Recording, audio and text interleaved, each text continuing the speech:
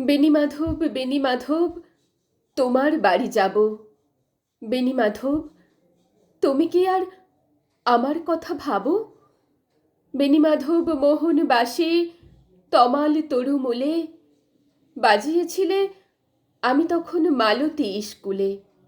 ডেস্কে বসে অঙ্ক করি, ছোট্ট ক্লাস ঘর। বাইরে দিদিমণির পাশে দিদিমণির বর। আমি তখন নবম শ্রেণী, আমি তখন শাড়ি। আলাপ হলো বেণীমাধব, সুলেখাদের বাড়ি। বেণীমাধব, বেণীমাধব, লেখাপড়ায় ভালো।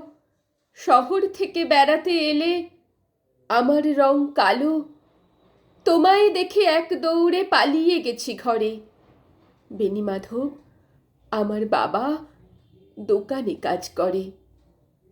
কুঞ্জে অলি গুঞ্জে তবু ফুটেছে মঞ্জরি। সন্ধেবেলা পড়তে বসে অঙ্কে ভুল করি। আমি তখন নবম শ্রেণী, আমি তখন 16। ব্রিজের ধারে বেণীমাধব, লুকিয়ে দেখা হলো। বেণীমাধব, বেণীমাধব, এতদিনের পরে সত্যি বলো, সেসব কথা এখনো মনে পড়ে? সেসব কথা বলেছ তুমি তোমার প্রেমিকাকে? আমি কেবল একটি দিন তোমার পাশে তাকে দেখেছিলাম আলোর নিচে, অপূর্ব সে আলো। স্বীকার করি, দুজনকেই মানিয়েছিল ভালো। জুড়িয়ে দিল চোখ, আমার পুড়িয়ে দিল চোখ। বাড়িতে এসে বলেছিলাম ওদের ভালো হোক।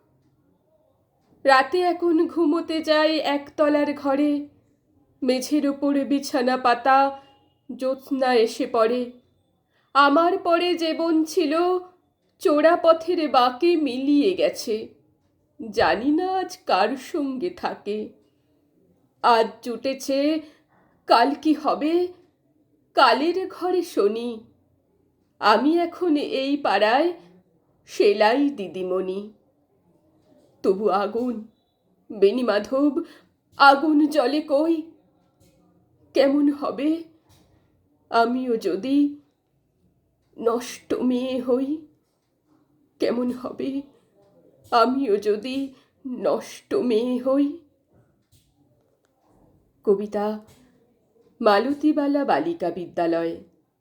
লিখেছেন কবি জয় গোস্বামী। ধন্যবাদ।